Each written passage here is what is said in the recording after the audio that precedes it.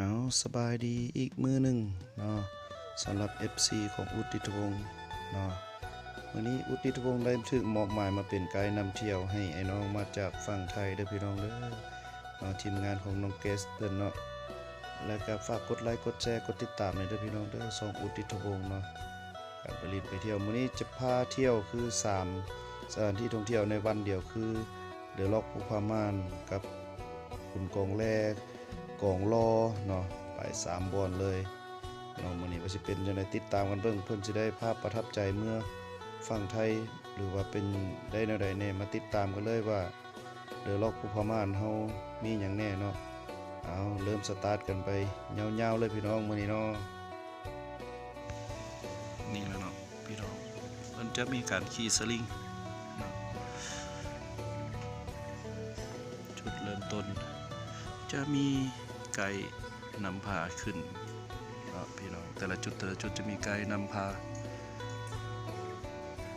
ทีมงานมาแต่กรุงเทพก็มีอยู่4 คนพี่น้อง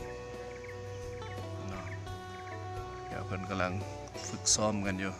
เพราะข้าพเจ้าบ่กล้าขึ้นพี่น้องไงย่านความสูงเนาะเดี๋ยวได้นั่งท่าอยู่จุดนี้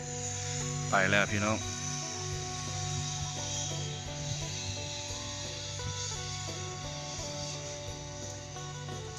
ก็หินงอกหินย้อยอยู่ในถ้ำอยู่ทางลุ่มเพิ่นกำลังสำรวจอีกบ่โดนเพิ่นจะมีการก่อสร้างขยายกิจการอีกเนาะพี่น้องแหล่งท่องเที่ยวเขาก็จะหลายเพิ่มขึ้นคาดหมายเพิ่นว่าจะถ้าขี่สลิงต่อไปจะขี่ฮอด8 ชั่วโมงพี่น้องจังสุดเนาะ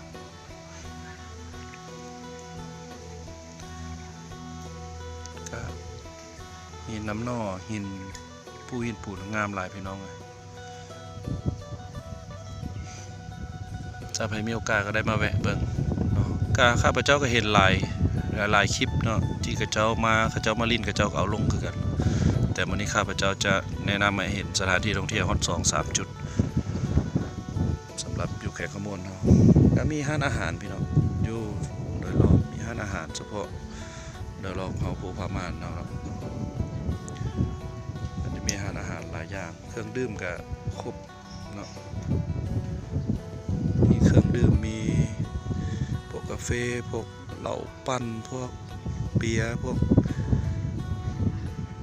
ยกว่าหลายนะพี่น้องเนาะเป็นอาหารเช้าแบบต่างประเทศก็ได้แบบลาวก็ได้มีหลายสิ่งหลายอย่างเราเพิ่นตอบสนองให้นักท่องเที่ยวตลอด8 ชั่วโมงเนาะคือมัดมือเนาะถ้าเป็นวันเสาร์อาทิตย์แขกก็จะหลายเอาข้าวๆกันซ้ำนี้นะพี่น้องเดี๋ยวสิพาไปเบิ่งพอดีมาทันตอนเพิ่นกินข้าวสวยพี่น้องประมาณ10 โมงเช้าเพิ่นกินข้าวสวยโดยอาศัยเรตติ้งเขาเจ้าคือกันเด้อติดตามซองอุทิศวงศ์เนาะเบื้องหลังของพนักงานเดอะล็อกเฮาแบบนี้นะพี่น้องเพิ่นเลี้ยงข้าวสวยคือมีแต่ผู้หน้าบูดๆว่ะเนาะแม่ครัวก็ยังบ่ทันได้เห็น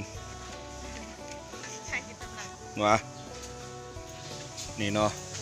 เบื้องหลังตัวสำคัญพี่น้องมื้อนี้เข้ามาฮอนเฮือนครัวไปเลยยิ้มได้ยิ้มได้ว่าเพราะว่าเพิ่นจะเป็นคนเฮ็ดอาหารต้องกินน้ำหลังเพิ่นว่าเนาะฝาก FC ทั้งหลายเนาะผู้ใดได้มาหยามเดอะล็อกภูพาม่านเด้อพี่น้องอาหารหลากหลายเมนูแม่ครัวก็มีแต่ผู้งามๆแต่ว่าน้ำบูดบ่อยากเข้ากล้องพี่น้องเอ้ย ฝากหน่อยเด้อเนาะผู้ใดมาสั่งอาหารเพิ่นหลายๆเพิ่นว่าแม่ครัวจะยิ้มตลอดเลยคันสั่งอาหารหลายๆถ้าสั่งอาหารน้อยแล้วบ่ได้เพิ่นว่า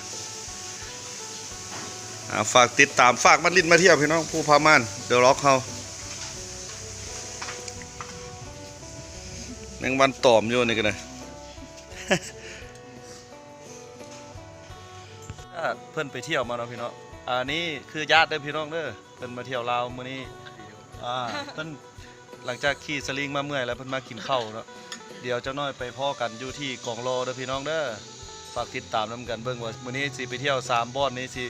เพิ่นจะได้เห็นอย่างแน่สิ่งที่ประทับใจกับเมื่อบ้านเพิ่นเนาะเอาอีกจักหน่อยติดตามกันไปเรื่อยๆพี่น้องเอาถึงจุดหมายที่2แล้วพี่น้องคนงามยังอยู่ทางหลังคุณเดี๋ยวเพิ่นจะได้ลุยถ้ำแต่ว่าข้าพเจ้าใช้เพิ่นเก็บภาพมาฝากเนาะเดี๋ยวเพิ่นสิประทับใจในใดเดี๋ยวติดตามกันไปพี่น้องเดี๋ยวข้าพเจ้าจะอยู่เนาะปากถ้ำเดี๋ยวสิพาไปเบิ่งป่าเลยพี่น้องบรรยากาศโดยรวมทีมงานเที่ยวเนี่ยถามเพิ่นมีตังค์ว่าบ่มีแต่ไปเที่ยวหมดปีเพิ่นน่ะแอบเมมเงินแม่ไว้หลังไปเที่ยวก็ต้องได้เมมเงินต่อ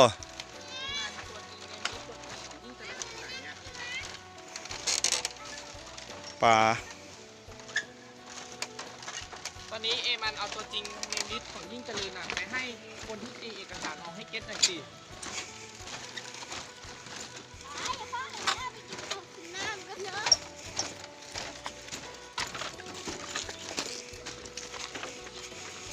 ถ้าโชคดีตอนแรกๆเนาะเจอเห็นตัวคุ้งที่เฮาที่เพิ่นติดอยู่ไอ้บ่อนท่องเที่ยวเฮาไปเนี่ยตัวแบบคล้ายๆทะนีน่ะมีได้อยู่นี่ประมาณ 7-8 ตัวได้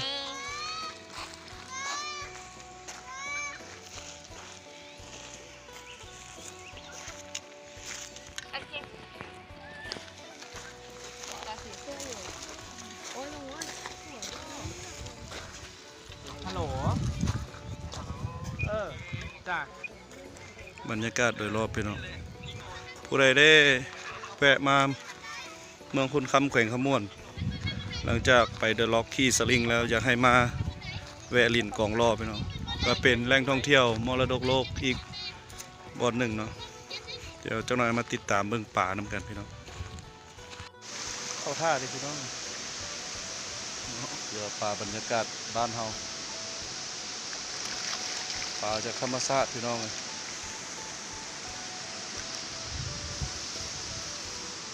ผู้ใดอยากมาผ่อนคลายก็มาได้นะพี่น้องได้ทำกองรอ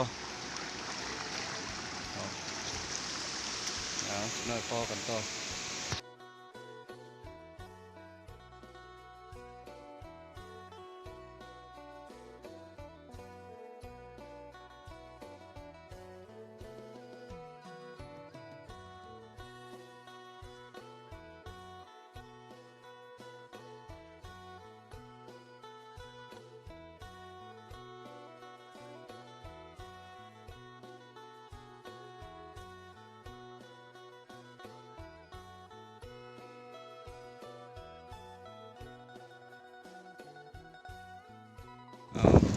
เสร็จสิ้นภารกิจไปพี่น้องอยู่กองรอเนาะเดี๋ยวเฮามาเบิ่งจุดต่อไปเลยคืออยู่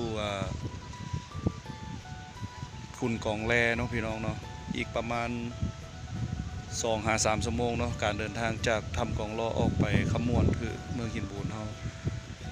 อีกประมาณใช้เวลากินไปเวลาประมาณ3 ชั่วโมงเนาะเอาอีกจักหน่อยพอกันว่ามีอันใดดีๆเด็ดๆถ้าติดตามนำกันเลยว่าจุดต่อไปสิมีหยังดึงดูด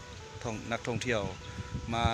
แขวงขมวนหรือว่ามาเมืองคุณคำเมืองหินบูนได้เนาะเอาติดตามนำกันเลยพี่น้องบายดีเนาะพี่น้องมาฟ้าเหมือนที่ฮอกไกโดเลยอ่ะจุดที่3เนาะพี่น้องคนงามคือเก่าเสื้อเหลืองเสื้อขาวพร้อมที่จะแสดงตัวเหมือนอันเนี้ยใส่เหมือนที่ฮอกไกโดเลยใช่มรกตใช่แต่ว่าฮอกไกโดก็จะมีแบบแต่อันนี้มันมีการก่อสร้างมันเป็นลากูนเลยพี่มันสวยเป็นลากูนเลยฮะอันนี้เพิ่นจะห้ามหน่อยนึงพี่น้องเพราะว่าเพิ่นกำลังเฮ็ดการก่อสร้างบูรณะสถานที่ท่องเที่ยวอยู่อันนี้ขออนุญาตอ้ายเพิ่นเข้ามาเนาะก็สิใช้เวลาประมาณ50 นาทีคนงามยิ้มแน่งามสวยมากขอจบคลิปแต่ตัวนี้เนาะพี่น้องเนาะเพราะว่ามีเวลาจำกัดเนาะต้องได้ไปส่งเพิ่นอยู่ที่ท่าแขกเพื่อขึ้นเรือกลับบ้านเนาะมื้อหน้าพอกันไหมสบายดีขอโทษหลายๆเนาะ FC ทั้งหลายเพราะว่ามาขุดกองแร่เฮาบ่ได้ภาพงามๆไปตอนสำเนาะเพราะว่าเพิ่นห้ามเพราะเพิ่นกำลังสร้างเนาะฝากติดตามช่องอุทิศทวงเด้อพี่น้องเด้อแล้วก็ฝากฮานโบอิงซินดาดอยู่เมืองคุณค แขวงคำม่วนเฮาแน่ผู้ใดได้มาลิ้นที่เมืองคุณคำขอเชิญเด้อร้านบูอิงซินดาดกับสารพัดต่ำอยู่ในห้านเดียวกันเนาะขอบมกขอบใจ FC ทุกคนเนาะสบายดี